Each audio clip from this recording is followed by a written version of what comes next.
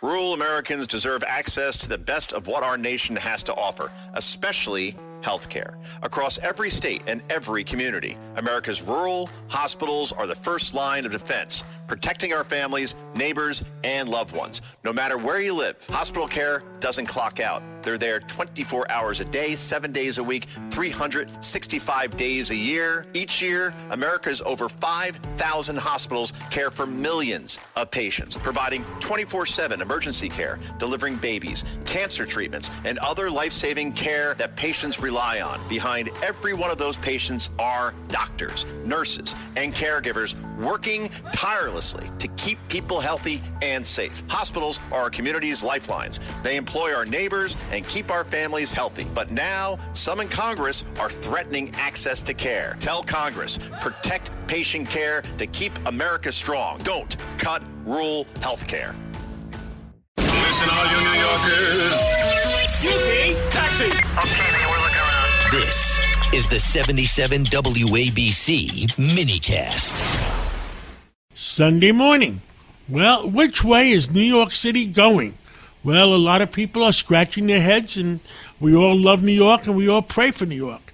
With us today is Steve Fulop, and he is the new CEO of the Partnership of New York City, the most powerful,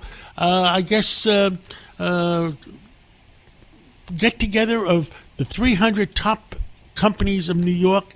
Well, Stephen Fulop, you were the 49th mayor of Jersey City. Now you got a real challenge, running the Partnership of the City of New York. Tell us, everybody's scratching their heads of where are we? We got a new mayor. This mayor is a socialist mayor. And you tell us, you're the business person representing the 300 top companies of our city. Yeah, so John, I'll tell you that I spent time in Iraq with the Marine Corps. I left after 9/11. I was working at Goldman Sachs in Lower Manhattan and decided to leave and enlist. Went to Paris Island and out to Iraq with the first wave of troops. So you're one tough guy. So I don't know if I'm a tough guy, but I've been in tough situations. So this is a difficult situation, I think, for the city. The city's resilient, which is great. You know, everybody wants to be in New York City. I think the CEOs would say we're in uncharted territory, what it means to have a socialist mayor. A lot of things he says we don't believe in, but we're all rooting for the city and we want to see success. So we're going to see how this looks and where we can insert ourselves in a productive way. Right now, you know, the real estate industry is a big industry in New York, and they're quite concerned. The banking industry is a big industry in New York. The hospitals is a big industry in New York. The universities, et cetera, et cetera, et cetera. And a lot of them are worried. And during the last 2 weeks, when we had 4 weeks, we had the nursing strike. The new mayor was advising the nurses, not the hospitals.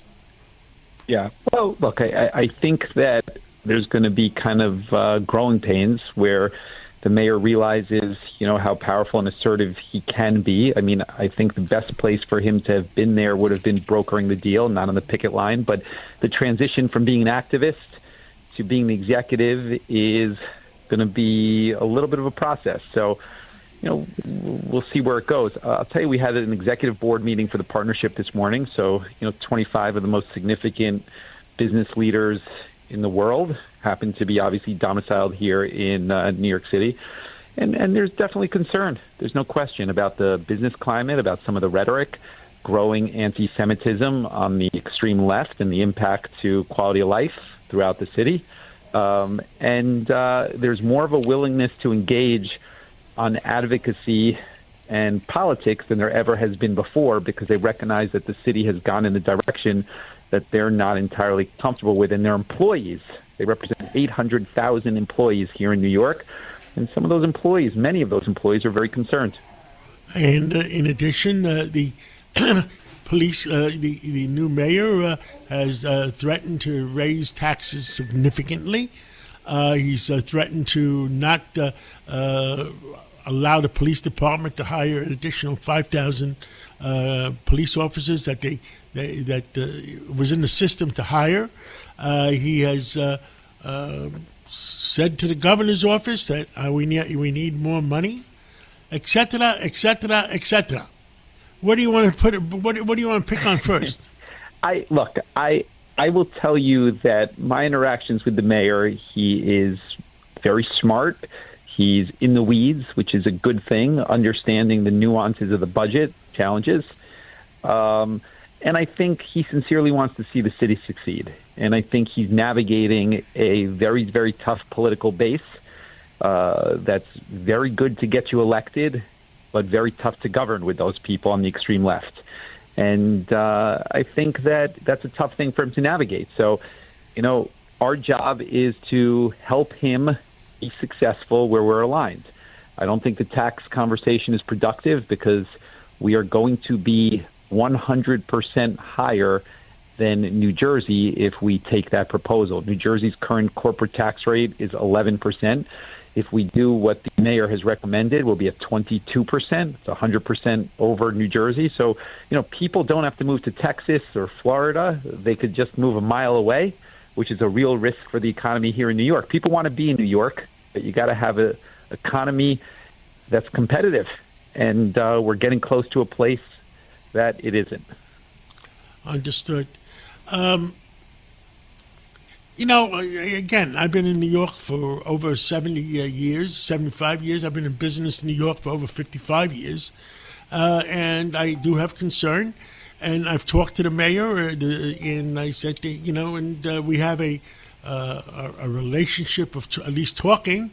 I'm willing to give him the first 100 days and say, okay, show us what you can do. I mean, and I've offered my advice, and if he's interested in it, and we certainly don't want a mass exodus out of New York, because if he raises taxes to the extreme that they're talking about, it'll be a big number. For instance, the proposed budget for New York City is $127 billion. When I ran for mayor in 2013, was $49 billion.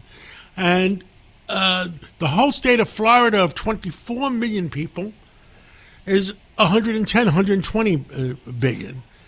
So you tell me. I think that New York has some opportunities, but they're politically tough. And I think that, sometimes the most effective mayors are the ones that are willing to do the tough things politically and make decisions that always aren't popular with your base. If you think about, as a starting point, school funding in New York, I think that most people would acknowledge that it's flawed. I think that you've had two previous mayors that tried to address it. They weren't able. But if you look at it pragmatically, you've seen enrollment drop from 1.1 million to a little bit more than 800,000 while the budget has increased. I mean, we need to have a conversation about it. I think the rental relief program, it's an entitlement program, and I think most people would acknowledge that entitlement programs mostly happen at the federal level. It's very, very rare for a city to be driving an entitlement program like that. It costs billions of dollars a year. As well-intentioned as it is, you need to think about, how to make that stuff effective from a cost standpoint. I mean, you could go on all day with some difficult decisions that are right in front of him. And, our job is to be supportive where we can and think about it's not only taxes, because if people leave, you're going to have a bigger problem. And I would just say on the affordability crisis, I think everybody recognizes there's an affordability crisis. The best way to address the affordability crisis is have more jobs with better paychecks. That is the really best way to address affordability, because most people know that costs don't come down. You could stabilize them. It's very, very difficult to drive costs down, but you need to increase wages and get people opportunities to make more money, and that means you have to have a good business climate so people hire and there are better jobs. When I ran for mayor, I think we have to look it up. I think it was 249,000 employees in 2013, and now there's 306,000. So somebody has to scratch their head and somebody has to run the business. That's right. I mean, look, he has people like you. He has huge business leaders throughout New York City that are, global leaders that manage huge budgets, huge number of employees. So, he has a resource that hopefully he taps into in order to, manage this situation. I mean, it's a very, very tough job. He has 300,000 employees, like you said, over $100 billion budget. Difficult. And so, the hope is that he leverages some of the resources that are here because people want to see him succeed. Stephen Stephen Fulop, thank you so much for coming on, and I look forward to talking very often. Thank you. And trying to work together to solve our city's problems because we all love our city. I appreciate you. Thank you. Have a great day. Rural Americans deserve access to the best of what our nation has to offer, especially health care. Across every state and every community, America's rural hospitals are the first line of defense, protecting our families, neighbors, and loved ones. No matter where you live, hospital care doesn't clock out. They're there 24 hours a day, 7 days a week, 365 days a year. Each year, America's over 5,000 hospitals care for millions of patients, providing 24/7 emergency care, delivering babies, cancer treatments, and other life-saving care that patients rely on. Behind every one of those patients are doctors, nurses, and caregivers working tirelessly to keep people healthy and safe. Hospitals are our community's lifelines. They employ our neighbors and keep our families healthy. But now, some in Congress are threatening access to care. Tell Congress, protect patient care to keep America strong. Don't cut rural health care.